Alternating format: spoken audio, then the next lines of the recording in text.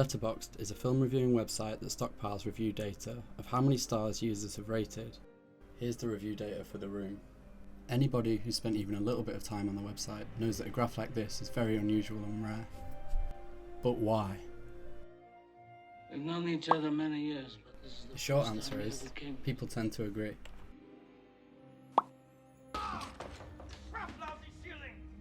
Even in films largely considered controversial, the graph data clusters to one area.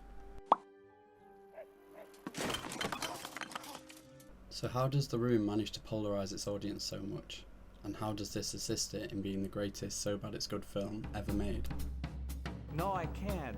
Anyway, how is your sex life? How much is it? It'll be $18. Go, keep the change. Hi, doggy. First person I have to thank is the man himself, Tommy Wiseau. Come on up here, Tommy. 19 years ago.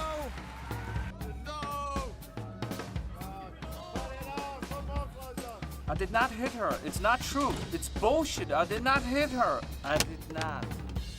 Oh, hi, Mark.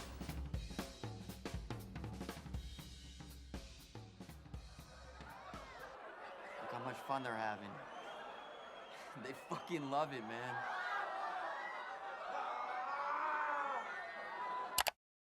Such a trend is only possible because of a theory I have on the major ideologies present in film reviewing. Let's dissect the half-star reviewers of the world. Those who rated The Room poorly likely judged it on its technical competence and quality as a product. These critics watched dumbfounded by what is unfolding before them. They assess the film, subconsciously penalising the work each time they are presented by an out-focused shot, a needless sex scene, a bad line delivery, Calm down, he's going to jail. or incompetent editing.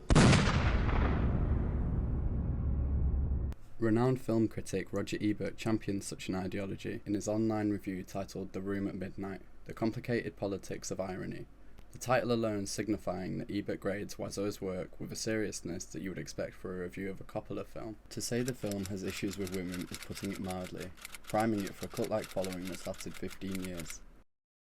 That's some heavy-handed criticism for a film like The Room, but his rating is definitely justifiable, seeing as though he's basing it on its quality as a product.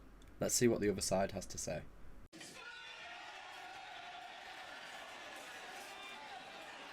Standing in direct contrast to the before-mentioned group are the 5-star reviewers, 65,000 strong as of today. The critics who find themselves more inclined to follow their heart than their head. Their ratings are purely a reflection of their personal enjoyment. This ideology is famously acknowledged by polarising director John Waters in an ABC News interview. Isn't it exciting to realize that you know better? Have faith in your own bad taste. Life-affirming movies can be such a drag. Get more out of life. See a fucked up movie. Whether he realises it or not, I believe here John Waters is championing an appreciation of Schadenfreude-style humour. Schadenfreude humour, meaning harm and joy. Let's get a what. Enjoyment obtained from seeing or hearing about the troubles of others. Nice and easy. Let's see if we can get a why. But you're a psychologist. Do you have some advice? Not so easy, but Dr. Joseph Schrand, instructor of psychiatry at Harvard Medical School, explains the phenomenon in simple, film student-friendly terms in his 2017 article for Philosophy Today. For some people, and perhaps for all of us, someone else's misfortune feels strangely satisfying. Schadenfreude gives us pleasure. The brain will choose pleasure over fear every time. Have you ever put someone down at work or at home? Just as it is beneficial to include someone in the group, make them a member and access their resources, it is also rewarding to exclude someone from the group, deny them access to resources, and thereby save more for yourself at the other person's expense. We are conditioned to avoid what we fear and seek what gives us pleasure. If alienating someone is pleasurable, perhaps it is also addictive. There is one key distinguishing factor of The Room that keeps us Schadenfreude addicts crawling back to the film 23 years later. The intention of the filmmaker. The Room's massive impact triggered a huge wave of filmmakers who wanted to profit from the growing demand for terrible cinema. This caused an influx of films I deem purposely so bad it's good, a trend that regrettably spawned the Sharknado series. These films are entirely devoid of true Schadenfreude. While watching them, I could only imagine the director ordering the characters to act worse. Oh, Shepard. Should have figured it was you. or the visual effects artists working their hardest to make the effects look cheap. Sharknado is rarely cited at the top of any So Bad It's Good list despite being laughably awful, precisely because of its insincerity. It is not true schadenfreude to laugh at something purposely terrible. It is sadistic but unfortunately true that audiences revere The Room precisely because it represents the spectacular failure of Tommy Wiseau's best efforts. Let's break down a scene from each film to help demonstrate this theory. Sharknado has CGI rain that disappears in the next shot, a terrible take that could have been redone, and lazily spliced together footage of real sharks. Because Sharknado is intended to be laughed at from the get-go, the audience can't extract schadenfreude humour from these poor filmmaking decisions. The filmmakers were never intending to make a piece of art, and nobody involved had high expectations. And I can't have that on my resume. No one's ever gonna hire me again. Are you kidding?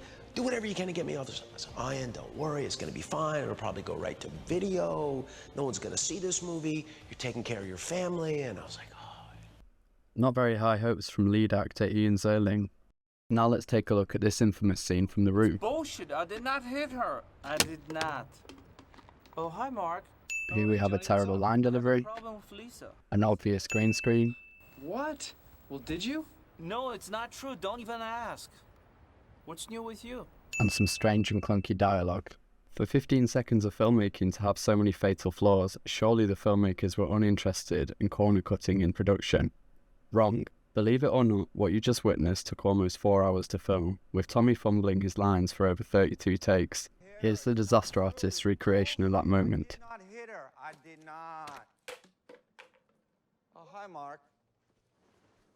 The dedication of the cast and crew trying their hardest and failing spectacularly is what makes The Room true schadenfreude.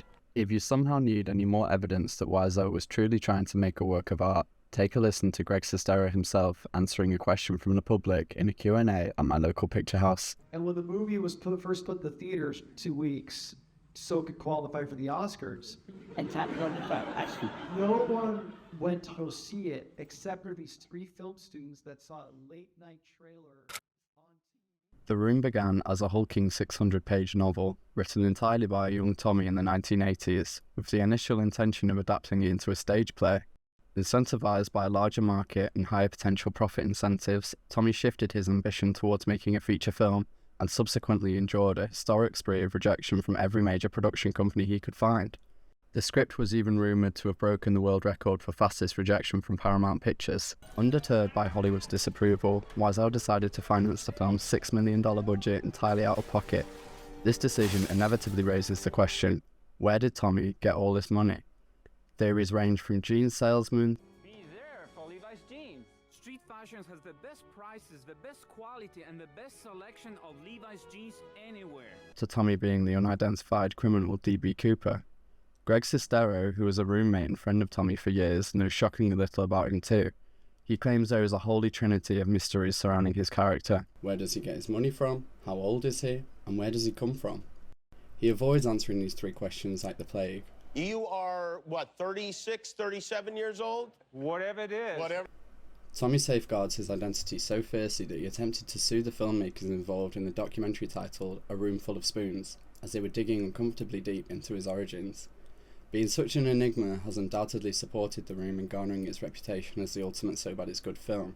His unusual secrecy has somewhat made him a Hollywood cryptid. Tommy has arguably transcended So Bad It's Good cinema. His oddball personality is still being discussed today, and still inevitably drawing people into the cinema decades later. Danny Wallace highlights the draw of Wiseau's strangeness in his 2017 article for GQ titled The Room, Tommy Wiseau and the World's Greatest Bad Movie. About 10 years ago, I was in a taxi on a Los Angeles street called Highland Avenue when I noticed a very unusual billboard. It was advertising something called The Room, and there was a large monochrome photograph of a tired man with one of his eyes half shut, like he was mid-blink. It looked like a photo you'd probably want to delete, and yet this was the one that had been chosen for the billboard. A year or so later, I was back in LA, and again I noticed this strange black billboard. Again I stared at it for a bit.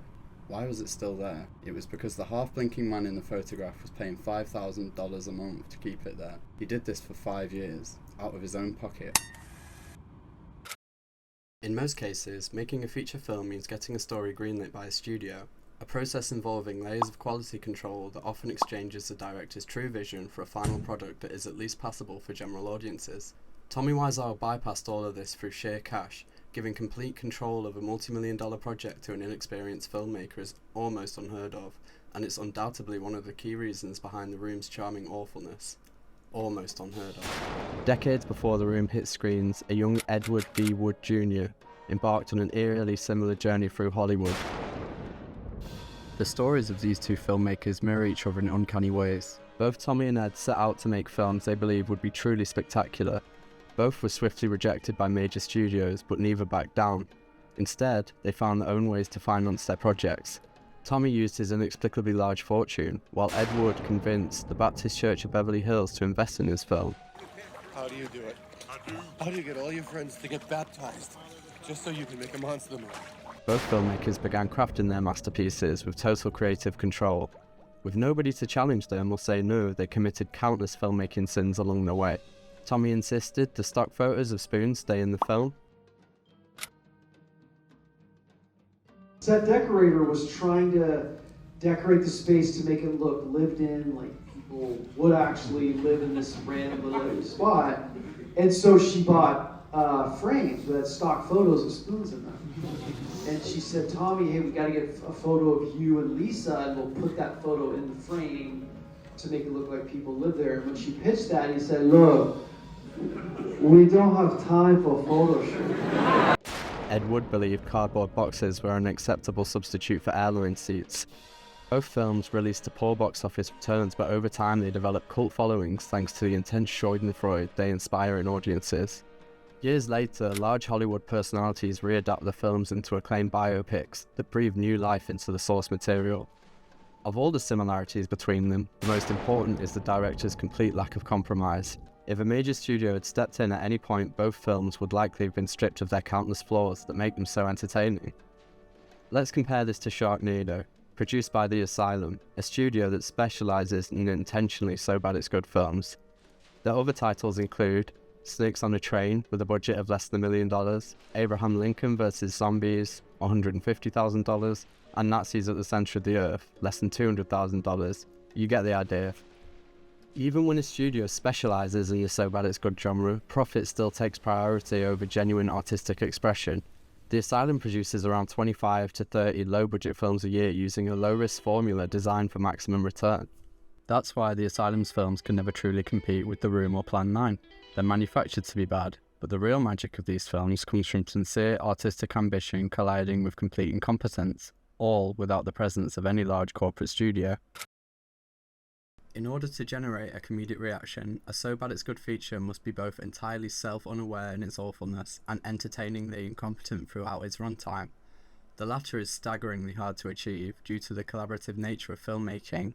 It is incredibly unlikely that every single member of a film crew fails at their role. Usually, even the worst films have people who succeed in specific departments. Even the Vanilla Ice movie gets praised for its cinematography, recruiting some seriously high-profile filmmakers in the process. This is not the case for The Room. It is a disastrous miracle that every last element fails spectacularly. However, for the film's legacy, this is a tremendous upside. For example, if we replace The Room's porn-level acting with world-class performances from actors like Robert De Niro or Daniel Day-Lewis, the film would, to critics like Roger Ebert, become objectively better. Yet, in reality, the result would be far less entertaining. The magic of The Room lies not in the material itself, but in the incompetence it's packaged in. If the performances were genuinely moving, audiences would be forced to engage with the story as intended, rather than pushing it aside to focus on scrutinizing the film's earnest failures. Let's break down some core filmmaking aspects and explain how Tommy's iron grip over the production doomed every department. This shot was captured on a digital Panasonic camera, and the very next, a 35mm film camera. This strange autoristic choice qualifies The Room for a world record, the first ever film shot on both digital and film.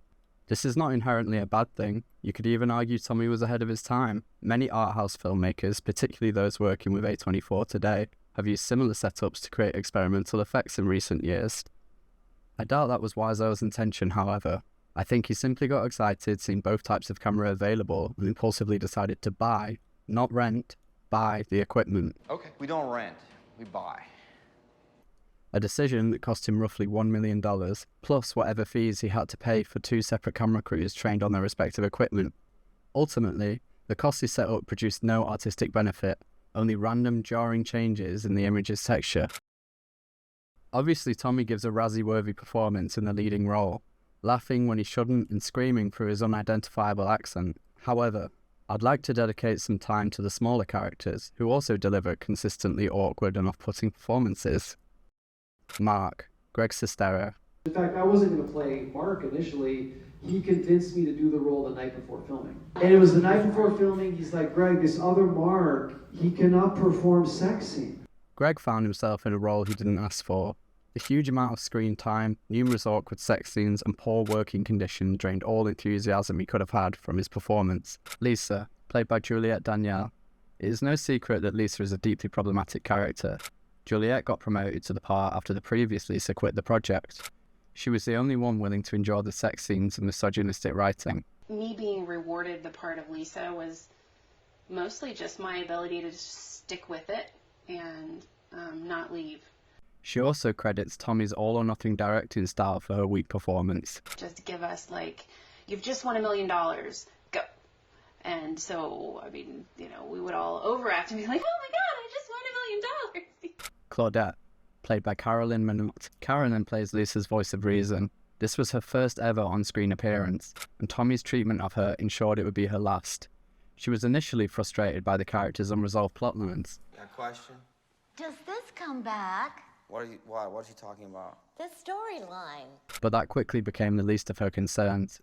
Being the oldest cast member, she was especially vulnerable to the poor physical conditions on set. It's 100 degrees. Makeup! Tommy, if you're not going to pay for air conditioning, you at least have to pay for water. It was incredibly difficult for a 64-year-old woman to spend hours sweating and dehydrated while Tommy repeatedly fumbled the "oh hi Mark" line. This is not to say that any of these actors are inherently bad, just that the on-set conditions brought out the worst in them. Even tucked away in an editing suite far from set, Tommy still managed to sink his claws into the film's post-production. Hi, babe. Greg writes in The Disaster Artist, "My visit with Tommy and Eric Chase, the film's editor, in Burbank made clear that their working relationship was that of 2 mountain goats repeatedly butting heads. Tommy's mantra during the editing process, I repeat, nothing will be cut. Tommy's hard-headedness and editing philosophy resulted in a film that's almost 12% sex scenes. In conclusion, as frustrating as the production must have been for everyone involved, Tommy's relentless sabotage ultimately resulted in a final product so riddled with flaws that audiences simply can't look away. If Tommy had stepped back and allowed his department's heads to do their jobs properly, the film would likely still be bad, but it would never have crossed the threshold into so bad it's good territory." A few Christmases ago, I was given this poster as a present, 100 must-see cult movies. You can probably guess which film I scratched off first. But what actually is a cult film? Simon Dillion's Medium article describes the question as a can of worms I have occasionally peered inside before hurriedly replacing it on the shelf after another futile examination of its writhing contents. It's a fitting description because defining a cult film is famously difficult. Instead of chasing one concrete definition, I will look at 2 key interpretations and see how The Room fits into each. One common definition is a film that failed on release but slowly built a passionate audience over time. Cult status is something only the audience can bestow.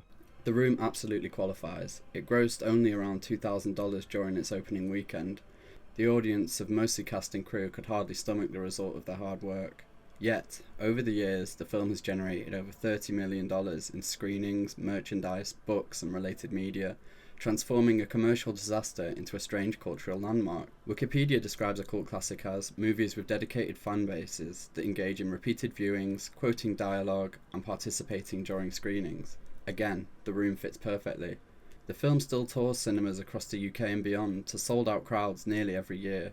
In the screening I attended, and I'm sure many more, the attendees scream the dialogue in unison, throw spoons at the screen, and treat the experience like a live event, encouraging active participation.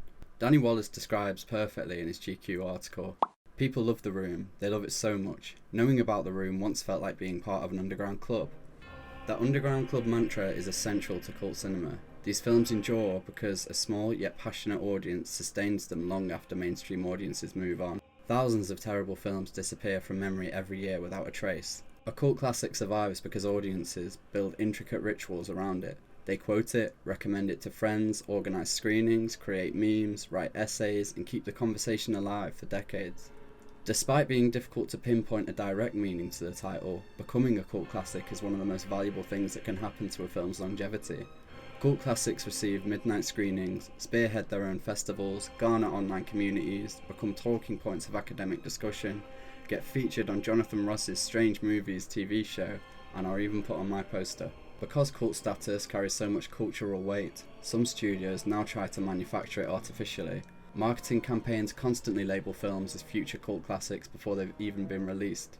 But true cult status cannot be artificially made. A real cult following forms organically over years of audience interaction. It comes from fascination, not branding. Good taste is concocted to keep people from having a good time. But fuck those people, we've got our own good taste. Here, Sconce argues that audiences shouldn't let established ideas of quality dictate what they enjoy. Nowhere is that philosophy more visible than in the world of So Bad It's Good cinema. The Room's continued relevance resembles controversial modern art, provoking reactions through completely unconventional means.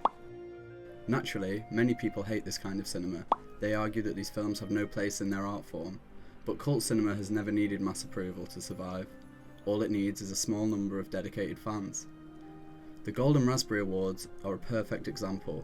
The ceremony acts as an anti-Oscars, a trashing of the Academy, if you will, handing out awards for Worst Picture, Worst Director, and Worst Performance. Despite its mean-spirited reputation, it has survived for over 45 years. The Golden Turkey Awards is another example. Authors Harry and Michael Medved reportedly endured over 2,000 terrible films in pursuit of discovering the absolute worst of the worst, a task most people would consider torture. This is all to say that The Room survives because of the loyal So Bad It's Good audience that has championed Wiseau's magnum opus for decades. The community may be small, but it is passionate and outspoken enough to grant The Room true cult classic status, permanently cementing it in film history. Ultimately, The Room's reputation as a cult classic is inseparable from its identity as the greatest So Bad It's Good film ever made. Without its audience keeping it alive through screenings, quotes, and word of mouth, it would have become just another forgotten bad movie. Instead, it has become something far rarer, a communal experience people still celebrate over 20 years later. That kind of longevity is remarkable for any film, let alone one so fundamentally broken on every technical level. And while the So Bad It's Good community is relatively small compared to mainstream film culture, its passion is immense. Thousands of bad movies exist, very few become cult classics. There is a place in cinema for bad films, and sitting firmly on the throne of So Bad It's Good cinema is Tommy Wiseau's The Room.